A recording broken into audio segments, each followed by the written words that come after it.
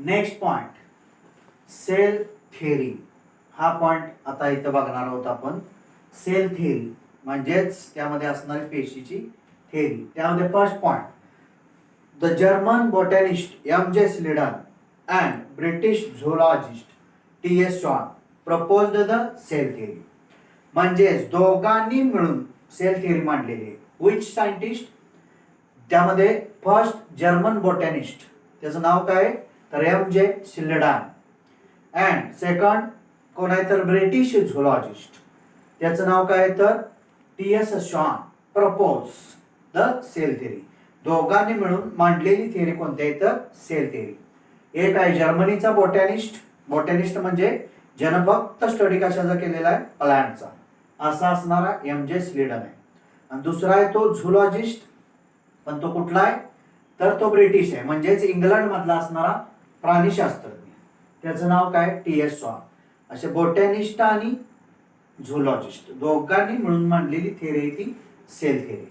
Second point, different types of cells are present in various plants and animals such as spherical, oval, triangular, rectangular, polygonal, conical, columnar, flattened etcetera. मग यामध्ये आता बरंच सांगितलेलं आहे. Different types of cells, वेगवेगळ्या प्रकारचे cells present असतात. कोणामध्ये? व्हेरियस प्लांट्स अँड ॲनिमल्स, म्हणजे वनस्पतीमध्ये पण आणि प्राण्यांच्या मध्ये वेगवेगळ्या प्रकारचे काय असतात सेल्स प्रेझेंट असतात. मग त्याचे आकार सांगितलेले आहेत. सच ॲज स्फेरिकल, गोलाकार असणाऱ्या सेल. नंतर ओव्हल, लंब गोलाकार असणाऱ्या सेल. ट्रायंग्युलर, त्रिकोणी असणाऱ्या सेल. रेक्टँग्युलर म्हणजेच आयताकृती असणाऱ्या सेल. पॉलिगोनल म्हणजे अनेक कोन असणाऱ्या सेल. कोनिकल म्हणजे शंकूच्या आकाराचे असणाऱ्या सेल. कॉलमनार, कॉलम सारख्या असणाऱ्या सेल. आणि प्लॅटन चपट्या असणाऱ्या सेल. अशा different types of cells present in plants and animals. Plants आणि ॲनिमल्स मध्ये अशा वेगवेगळ्या प्रकारच्या काय असतात सेल्स प्रेझेंट असतात. Third point, cell size varies in various plants and animals such as. मग सेल साइज पण ठरलेले आहे कुणामध्ये तर प्लांट्स अँड ॲनिमल्स, पण ते कोणते व्हेरियस वेगवेगळ्या प्रकारचे प्लांट्स आणि ॲनिमल्स यांच्यामध्ये. त्यामध्ये cell size varies in various plants and animals such as. त्यामध्ये first smallest cell size mycoplasma. मग याची लांबी साधारण किती आहे तर 0.3 micron metre in length. Mycoplasma नावाची जी सेल आहे ही स्मॉलेस्ट सेल आहे. त्याची साईज कशी आहे स्मॉलेस्ट सेल साईज आहे. How many 0.3 micron metre in length. म्हणजे त्याची लांबी साधारण 0.3 मायक्रॉन मीटर पर्यंत एवढीच असू शकते. ही कोणत्याही स्मॉलेस्ट सेल्स आहेत. Example mycoplasma. Second medium cell size म्हणजे मध्यम स्वरूपाची असणारी सेल साईज. त्यामध्ये बॅक्टेरियल सेल, ह्याची लेंथ काय सांगितल्या 3 to 5 micron metre in length. म्हणजेच त्यामध्ये मध्यम साईज असणारी मीडियम साईज असणारी सेल साईज कोणती येते बॅक्टेरियाची असणारी बॅक्टेरियल सेल. याची साईज काय लांबी काय सांगितलेली आहे length 3 to 5 micron metre in length. म्हणजे 3 ते 5 म्हणजे in some bacteria 3 micron metre, in some bacteria 4 micron metre, in some bacteria 5 micron metre. म्हणजे 3 पासून 5 मायक्रॉन मीटर एवढी साधारण लेंथ असते. म्हणजे सेकंड काय medium cell size which bacterial cell size 3 to 5 micron metre in length. Third largest cell size, त्यामध्ये ostrich egg, त्यामध्ये near about 15 centimetre in length. मग ह्यामध्ये जर बघितलं तर सगळ्यात लार्जेस्ट असणारी सेल साइज कोणती असते मोठी असणारी ऑस्ट्रिच एग. ऑस्ट्रिच झालेला आहे आपलं. ऑस्ट्रिच फ्लायटलेस बर्ड आहे, म्हणजेच हा शामरग. शामरगाचं ते एग जे असतं अंड, साधारण त्याची लेंथ किती असते 15 centimetre in length. Near about म्हणजे जवळजवळ 15 सेंटीमीटर एवढी लेंथ असते. कुणाची तर ऑस्ट्रिच एग. ऑस्ट्रिच एग ही लार्जेस्ट सेल साइज आहे. म्हणजे थर्ड काय लार्जेस्ट सेल साइज, त्यामध्ये ऑस्ट्रिच एग शामरगाचा असणार अंड, त्यामध्ये near about 15 centimetre in length. Next nerve cells are longest cells. मग त्यामध्ये सगळ्यात लांबीला, हे लार्ज मोठी झाली, सगळ्यात लांबीला असणारे कोणते असते? Nerve cells. म्हणजे मज्जा तंतूतल्या पेशी ह्या ज्या असतात ह्या काय असतात? लॉंगेस्ट सेल्स असतात. समजलं इथपर्यंत? Smallest cell size mycoplasma. नंतर मिडियम सेल साइज, त्यामध्ये कोण येतं तर bacterial cell. Third largest cell size ostrich egg. आणि fourth nerve cells longest cells. ह्या याच्यावर एमसीक्यू येण्याची शक्यता आहे. Next point number 4. Rudolf Virchow firstly explain new cells are form by cell division from pre existing cells. Rudolf Virchow नावाचा जो scientist आहे, लक्षात ठेवायचं, प्रत्येक सायंटिस्टचं नाव लक्षात ठेवायचं. फर्स्टली एक्सप्लेन, पहिल्यांदा त्यानं स्पष्टीकरण दिलेलं आहे किंवा एक्सप्लेन केलेलं आहे. काय? New cells are form in cell division. कुणापासून तयार होतात? From pre existing cells. पूर्वी अस्तित्वात असणारी एखादी सेल असेल तर त्याच्यापासून नवीन सेल्स तयार होतात. पण ते कुठं, कशामार्फत? सेल डिव्हिजन, पेशी विभाजन ज्यावेळी होतं त्या काळात पूर्वी अस्तित्वात असणाऱ्या सेल पासून न्यू सेल्स तयार होतात. मग त्यामध्ये ओमनिस सेलुला, ई सेलुला हे त्याचं असणार एक्झाम्पल आहे. प्री एक्झिस्टिंग सेलचं काय? Omnis सेलुला, E सेलुला. याच्यावर एमसीक्यू असतो, ओमनिस सेलुला, ई सेलुला. म्हणजेच त्यामध्ये फोर्थ पॉइंट काय सांगितलंय? रोडॉल्फ विर्को नावाच्या सायंटिस्टनं फर्स्टली एक्सप्लेन, पहिल्यांदा एक्सप्लेन केले. काय? New cells are form by cell division from pre existing cells. नवीन सेल ज्या डेव्हलप होतात, तयार होतात, त्या पूर्वी अस्तित्वात असणाऱ्या सेल पासून तयार होतात. त्यामध्ये ओमनिस सेलुला, ई सेलुला नावाचे प्री एक्झिस्टिंग सेल एक्झाम्पल आहे. Next point 5. Cell theory is modified after research in cytology. This is modern cell theory. आणि ही जी सेल थेअरी आहे ही मॉडिफाईड झालेली आहे किंवा केलेली आहे after research.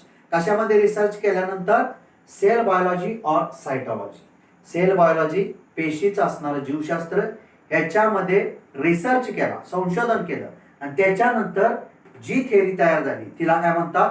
Modern cell theory. म्हणजेच पॉइंट 5 काय? Cell theory is modified after research in cytology और cell biology. This is modern cell theory. इथपर्यंत हे पॉइंट सेल थेअरीचे झाले. नेक्स्ट पॉइंट मध्ये, नेक्स्ट हेडिंग मध्ये next point modern cell theory म्हणजे सुधारित असणारी सेलची थेअरी, म्हणजेच पेशींची थेअरी. त्यामध्ये first point, all living organisms are made up of cells. म्हणजे प्रत्येक organisms, all living organisms made up of, बनलेला आहे कशानं तर? सेल्स. ते आपण पाहिलेलंच आहे, सेल थेअरीमध्ये अभ्यासलेलं आहे. म्हणजेच ऑल लिव्हिंग ऑर्गॅनिझम, सगळे जे सजीव काय असतील ते ऑर्गॅनिझम किंवा सगळे असणारे सजीव मेड अप ऑफ सेल्स, बनलेले आहेत तर कशानं? सेल्सनं. Unicellular as well as multicellular. Second point, these living cells arise from pre existing cells, that is omnis सेलुला, E सेलुला. सांगितलं होतं मी, याच्यावर एमसीक्यू असतो. म्हणजेच ते जे लिव्हिंग सेल्स असतात अराइज झालेले असतात, पण कशावर? Pre existing cells.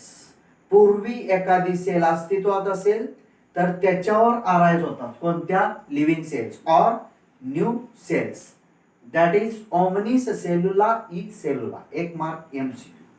म्हणजे second point, these living cells arise from, ह्या सगळ्या ज्या लिव्हिंग सेल्स आहेत अराइज, कुणावर अराइज झालेले असतात तर प्री एक्झिस्टिंग सेल्स, पूर्वी अस्तित्वात असणाऱ्या सेलवर, दॅट इज ओमनिस सेलुला, ई सेलुला.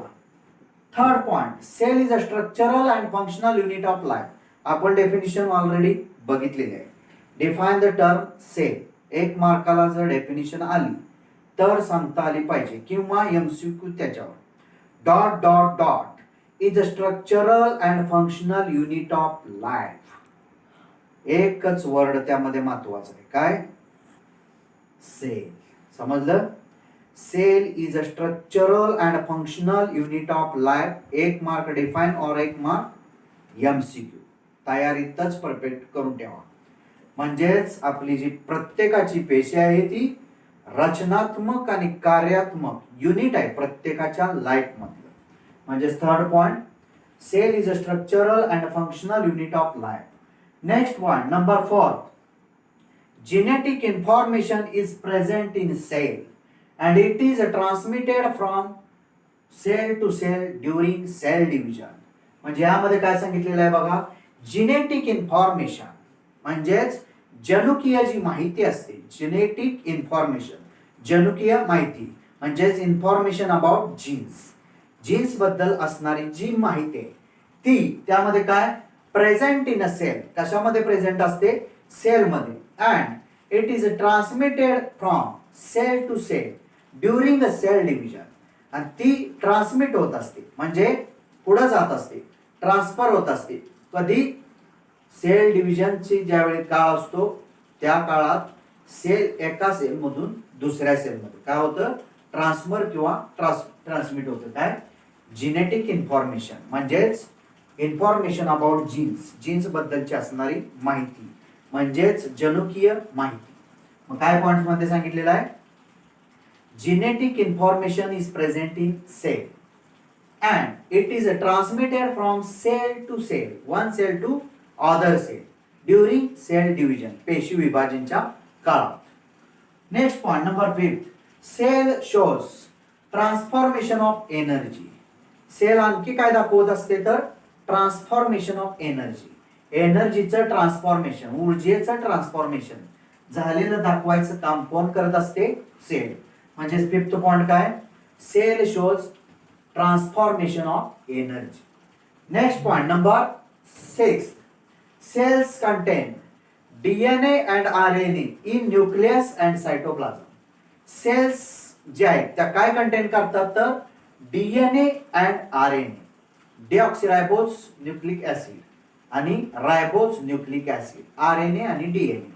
त्यामध्ये कशात तर न्यूक्लियस अँड सायटोप्लाझम म्हणजेच त्यामध्ये सेलमध्ये न्यूक्लियस असतो आणि त्याच्यामध्ये असणारा न्यूक्लियस सराउंडेड बाय सायटोप्लाझम. न्यूक्लियसचा जो भाग असतो बाहेरचा व्यापलेला कशा नसतो सायटोप्लाझम. त्या न्यूक्लियस आणि सायटोप्लाझम मध्ये काय असतं डीएनए अँड आरएनए. म्हणजे सेल्स कंटेन, पेशीमध्ये काय कंटेन केलेलं असतं DNA as well as RNA in nucleus and cytoplasm.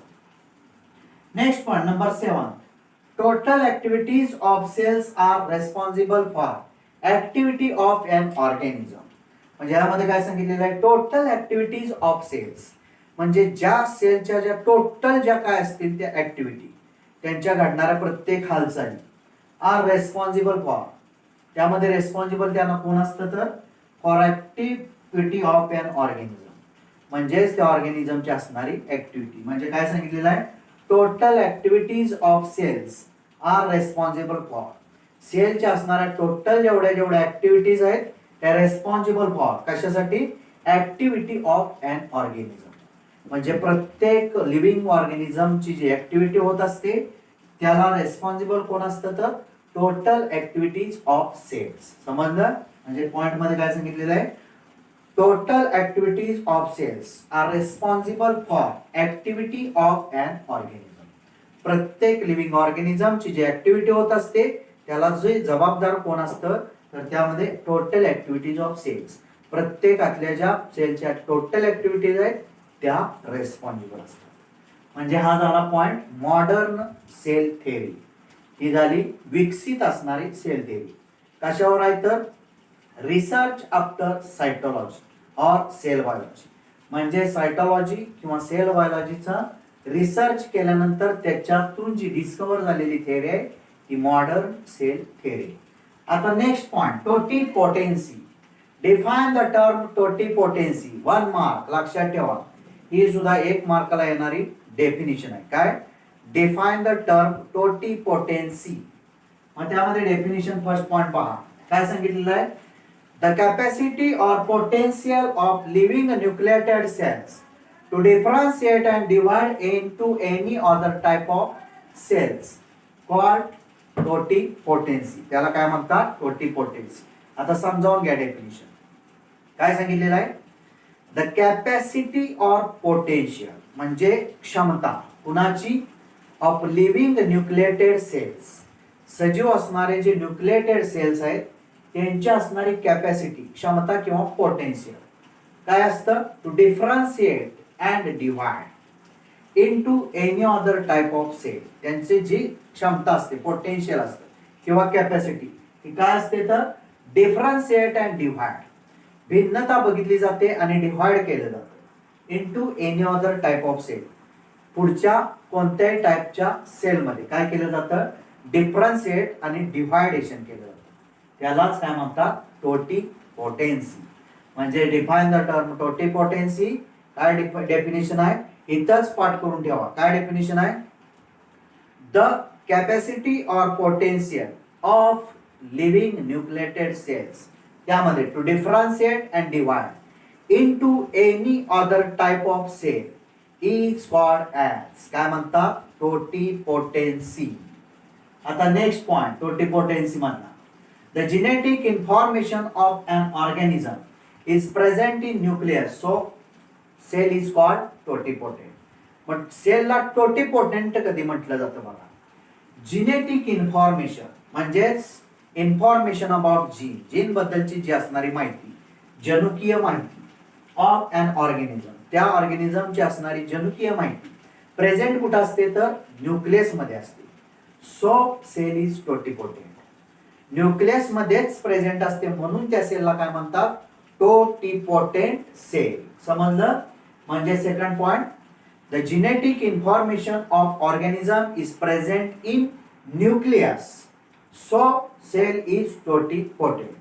म्हणजेच ते सेल काय असतं टोटिपोटेंट कधी, ज्यावेळी जेनेटिक इन्फॉर्मेशन त्या ऑर्गॅनिझमची न्यूक्लियस मध्ये असते त्यावेळी त्याला काय म्हणतात सेल टोटिपोटेंट सेल. नंतर third point, embryonic animal cells are totipotent, so it is also called as stem cells. embryonic animal cells म्हणजे ज्यावेळी एम्ब्रोची वाढ चाललेली असते आणि असे असणारे जे ॲनिमल सेल असते ते काय असतात तर टोटिपोटेंट, बिकॉज किंवा ते का तर so it is also called as stem cells. म्हणजेच एम्ब्रियोनिक ॲनिमल सेल्स ज्या असतात त्या टोटिपोटेंट असतात म्हणून त्यांना काय म्हणतात स्टेम सेल्स. एम्ब्रियोनिक वाढ जेत चाललेली असते ॲनिमल सेलची त्यावेळी त्या सेल टोटिपोटेंट असतात म्हणून त्यांना काय म्हणतात त्या सेलला तिथल्या स्टेम सेल्स. म्हणजे third point, embryonic animal cells are totipotent, so it is also called as काय म्हणायचं त्याला स्टेम सेल्स. आणि last point number 4, these stem cells have medical applications for cure diseases. ह्या ज्या स्टेम सेल्स असतात कोणत्या embryonic animal sale त्यांच्यामध्ये medical applications, त्यांच्यामध्ये काय असतं मेडिकल ॲप्लिकेशन्स, वैद्यकीय काय असणारे उपयोग किंवा वापर केला जातो कशासाठी क्युअर डिसीजेस. म्हणजे काही आजार असे आहेत की ते स्टेम सेल्स वापरून काय केले जातात बरे केले जातात. समजलं. These stem cells have medical applications. म्हणजे त्या एम्ब्रियोनिक ॲनिमल सेल जे असतात त्या स्टेम सेल्स असतात आणि त्या स्टेम सेल्स वापरल्या जातात कधी वैद्यकीय उपचार करताना त्यावेळी वापरल्या जातात कशासाठी क्युअर डिसीजेस, काही आजार त्यामध्ये त्याच्या साह्यानं त्याच्या मदतीनं बरे केले जातात कुणाच्या स्टेम सेलच्या. म्हणजे फोर्थ पॉइंट काय, these stem cells have medical applications for cure diseases. समजलं. 2 मार्काला कोणता याच्यावरचा क्वेश्चन आला तरी सोडवता आला पाहिजे. डिफाइन द टर्म 1 मार्काला आली, एमसीक्यू 1 मार्काला आला तरी सोडवता आला पाहिजे. धन्यवाद.